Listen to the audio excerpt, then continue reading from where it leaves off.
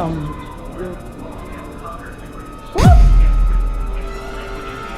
ሌላ ነገር እንዳታስቡ።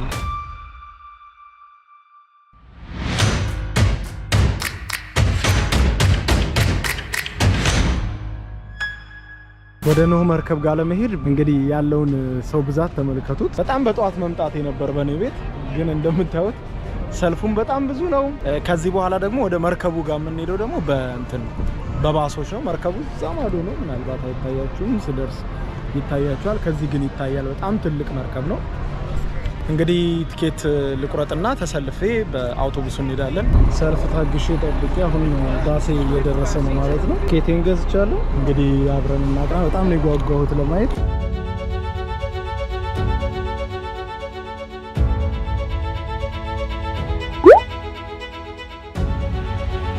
ሌላ ነገር እንዳታስቡ። ቀስተ ደመና እንግዲህ የጥፋት ውሃ ምድር ላይ ከተከሰተ በኋላ ቀስትን በደመና ላይ አድርጎ ነው እግዚአብሔር ዳግም የጥፋት ውሃ ላይ ያመጣ ቃል የገባው ማለት ነው። በዚህ መሰረት መግቢያውን እንዲህ ቀስተ ደመና አድርገውታል። በቀስተ ደመናው ላይ ስታልፉ ራሱ ጥቅሱ አለ ማለት ነው። እዚህ ላይ መጽሐፍ ቅዱሱ የኦሪት ዘፍጥረት ጥቅስ እዚህ ጉዳዩ ላይ ሰርተውታል። ወደ ሙዚየሙ አሁን እየገባሁ እገኛለሁ ማለት ነው። ተመልከቱት። በጣም የሚገርሙ ፋክቶች አሉት ይሄ ሙዚየም። እስክደርስ በሩ ድረስ ላውራችሁ። አጠቃላይ ግንባታው የፈጀው 150 ሚሊዮን የአሜሪካን ዶላር እንደሆነ ተነግሯል። ግን በጣም የሚደንቀው ልክ በተከፈተ በመጀመሪያው አመት ነው 250 ሚሊዮን የአሜሪካን ዶላር በማስገባት እንግዲህ ከወጣበት ወጪ በላይ ትርፋማ መሆን የቻለው ማለት ነው። ጤና ይስጥልኝ ተመልካቾቼ፣ ያለሁት ዊሊያምስቶን ኬንታኪ የኖህ ሙዚየም ነኝ። የኖህ መርከብ ይሄው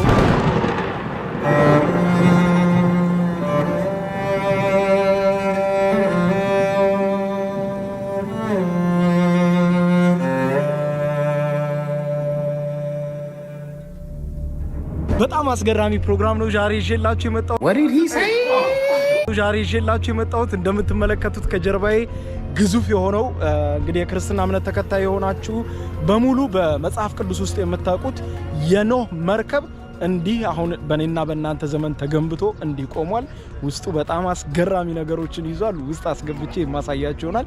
በጣም የሚያስገርም ነው። በጣም ሂውጅ ነው። በጣም ግዙፍ ነው። እንደምታዩት ከኋላዬ በጣም ትልቅ ሙዚየም ነው የገነቡት። እንግዲህ ልክ በዛ ጊዜ ባለው ልኬት፣ በዛ ጊዜ ባለው ስሌት የታሪክ መጽሐፍትን አጣቅሰው እንደገነቡት እነርሱ ጽፈዋል። እንግዲህ እኔ ለዛ ማረጋገጫ የለኝም፣ ግን ሙዚየሙን አስጎበኛችኋለሁ። በጣም አስገራሚ ነገር እንደምታገኙበት በጣም ተስፋ አደርጋለሁ። መርከቡ ውስጥ እንገባለን። ምን አሉ እንግዲህ ኖህ እንደምታስታውሱት የጥፋት ውሃ ሊመጣ ሲል በዘፍጥረት ምዕራፍ 7 ላይ እንደተጠቀሰው መጽሐፍ ቅዱስ ላይ ወደ ኖህ መርከብ ሚስቱንና እንዲሁም የልጆቹ ሚስቶች ይዞ እንዲገባ ታዟል።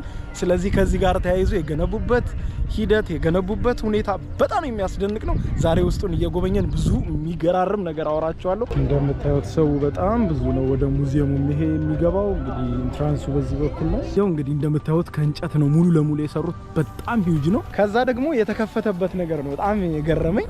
እግዚአብሔር ኖህን ወደ መርከቡ ሚስትና ልጆቹን እና የልጆቹን ሚስቶች ይዞ እንዲገባ ወደ መርከቡ ትእዛዝ ሰጠው። ያ ቃል የተጻፈው በኦሪት ዘፍጥረት ምዕራፍ 7 ከቁጥር 7 ላይ ነው። እንግዲህ በጣም የሚያስደንቀው ነገር ምንድነው? ልክ በዛው በዚህ ምዕራፍ 7 ከቁጥር 7 የሚለውን ለማስታወስ ብለው በ2016 በሰባተኛው ቀን በሰባተኛው ወር ነው ሙዚየሙ ተመርቆ የተከፈተው ማለት ነው። እና ሙዚየሙ በጣም የሚያስገርሙ ነገሮች አሉት። ወደ ውስጥ እንግባ። እኔ እንግዲህ እዚህ ጋር ስቆም ኢምንት ነኝ በጣም ሉክ። አሁን ሰዎቹን ይዋቸውና እዚህ ከፊት ለፊት ያሉትን ከላይ ሙዚየሙን ይዩት ምን ያህል ሂውጅ እንደሆነ እና የቆመበት አምድ ብቻ ነው ከሲሚንቶ የሰሩት እንጂ እንዳለ ሙሉ ለሙሉ ከእንጨት ነው የተሰራው።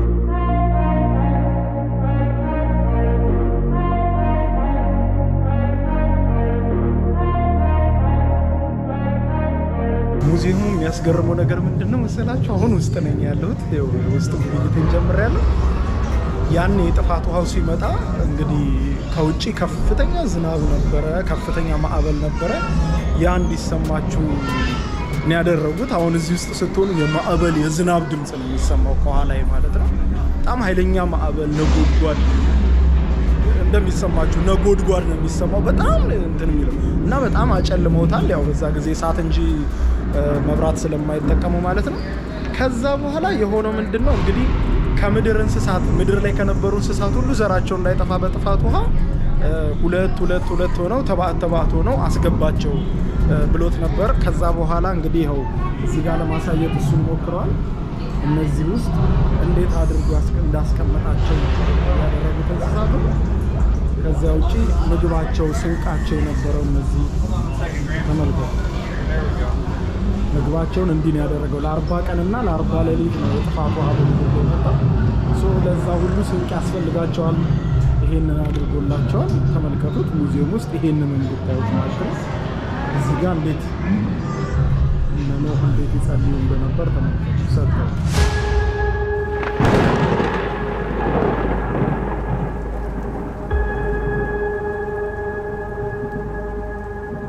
የምትመለከቱት የኖህ ጸሎት ነው። እዚህ ጋር በትንሹ አስቀምጠውታል። እዚህ ጋር እንደምታዩቸው ደግሞ ኖህ፣ ሴም፣ ካም፣ ያፌት እና የልጆቹ ሚስቶች እና የኖህ ሚስት አንድ ላይ ሆነው ጸሎት እያቀረቡ ነው። የኖህ ጸሎት ኖሃስ ፕሬየር ይባላል።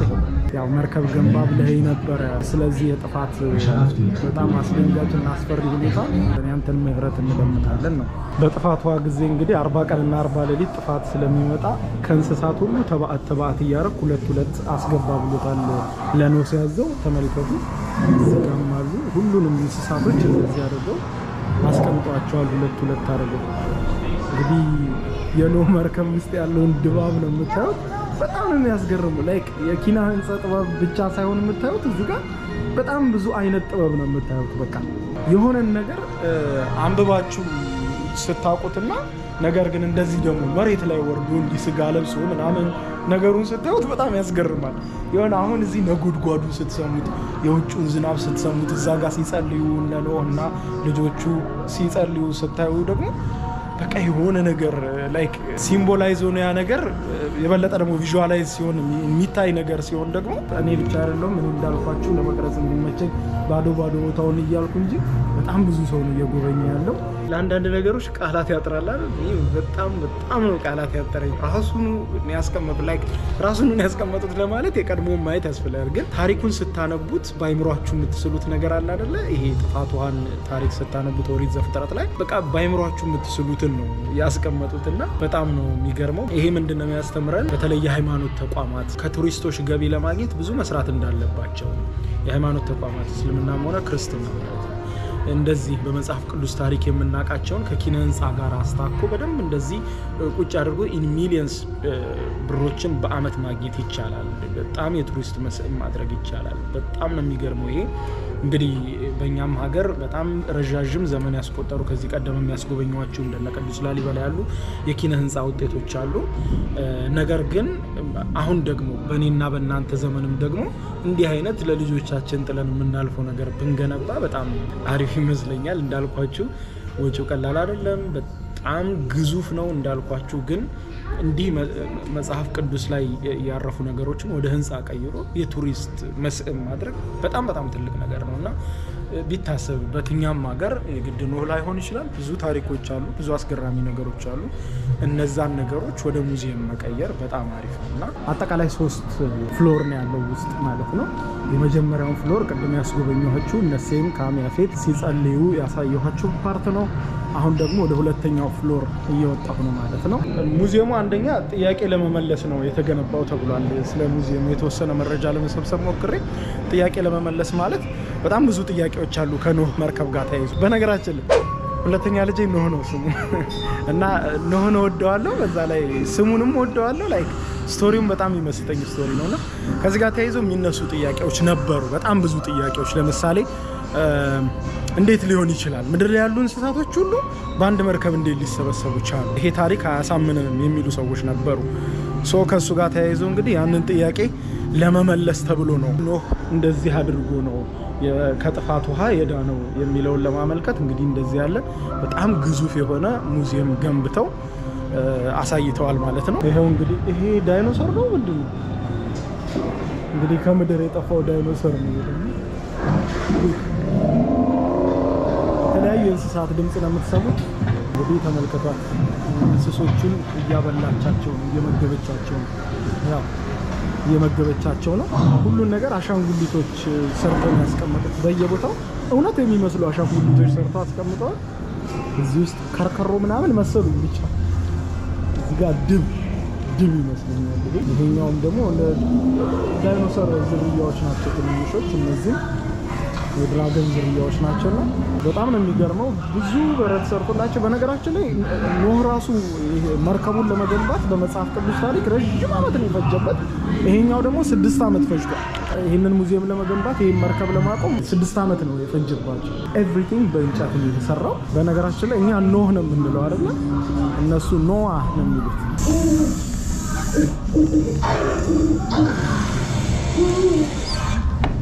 የመርከቡን ድባብ አምጥተውታል እምላችሁ። በቃ በጣም ይቀዘቅዛል፣ ግን ፊል ታረጉታላችሁ። በቃ የውጭው የጥፋት ውሃው ድምጽ ሲሰማ ምናምን በቃ ፊል ታረጉታላችሁ።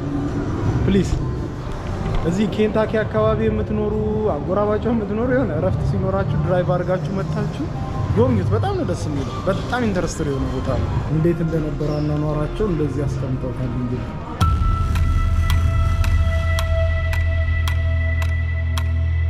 ይሄ ደግሞ ላይክ በዛ ጊዜ የነበረውን በኖህ ጊዜ የነበረውን የእንጨት ስራ ቴክኖሎጂ እንዲህ ነበር። ተመልከቱ፣ መጋዛቸው እንዲህ ምስል ነበረ። ኖሃስ ውድ ወርክ ቴክኖሎጂ ላይ መጋዝ ምናምን አሁን የምንጠቀመው ሰው ምንም ከ2000 ምናምን ዓመት በኋላ እዛው ነን ማለት ነው። ይሄ ደግሞ ብረት ምናምን የሚያቀልጡበት ቦታ እዛው መርከብ ውስጥ ማለት ነው። በጣም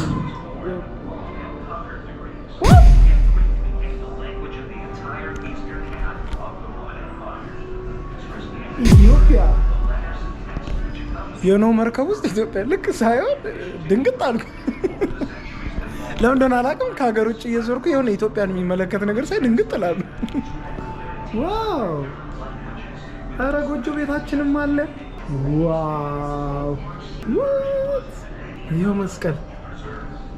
እስቲ ኢትዮጵያን ክሮስ ውድ 1800 በ1800 ሉክ በ1800 የመጣ መስቀል። ይሄም የ1800 መስቀል።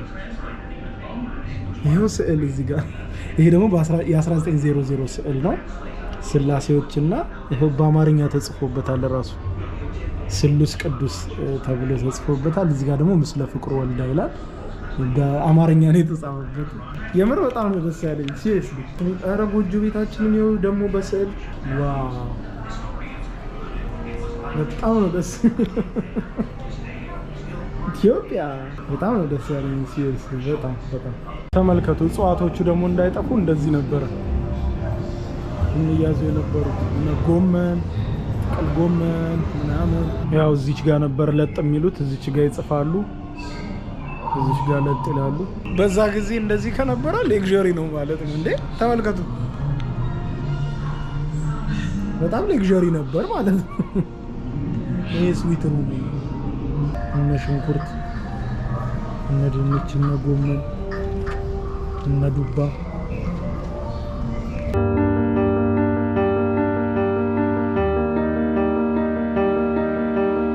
በነገራችን ላይ የኖህ መርከብ የመጨረሻ ዴስቲኔሽን ማለት መርከቡ ያረፈበት መጨረሻ እንትን አራራት ተራራ ላይ ነው ታሪኩ እንደሚነግረን።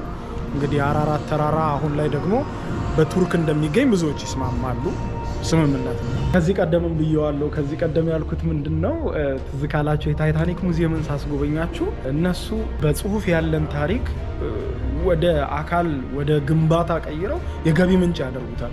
እኛ ደግሞ ብዙ ታሪኮቻችንን መጣያ፣ መተራመሻ፣ ሰው ህይወት መገበሪያ ስናደርጋቸው ማየት በጣም ያሳዝናል። እና አንደኛ እንደዚህ አይነት ነገሮችን ሳይ በአንድ በኩል በጣም ብደሰትም በአንድ በኩል ደግሞ ልቤ ትንሽ ይረበሻል። ቢካዝ በቃ ቢሆን ይሄ ለሀገሬ ቢሆን እያንዳንዱን ነገር በደረስኩበት ሁሉ ባየሁት ሁሉ መመኘው እያንዳንዱ ይሄ እኛ ጋር ቢሆን ብዬ ነው የምመኘው። እና በጣም ሂውጅ ነው። በጣም ነው የሚገርመው። በ3 ፎቅ ነው ያለው ወደ ላይ 3 ፎቅ ያለው መርከብ ነው። እንግዲህ ሶስቱንም ፎቅ አስጎበኛችሁ። እንግዲህ እንደወደዳችሁት አይሆፕ ተስፋ አደርጋለሁ። ሀሳብ አስተያየቶቻችሁን ኮሜንት ላይ ጠብቃለሁ። እንዲሁ ዓለም አቀፍ የቱሪስት መዳረሻ ሆኑ አስገራሚ ቦታዎችን አስጎበኛችኋለሁ። እኛም የምንማረው ካለ የተማማርን እንቀጥላለን። ይመቻችሁ። ባባይ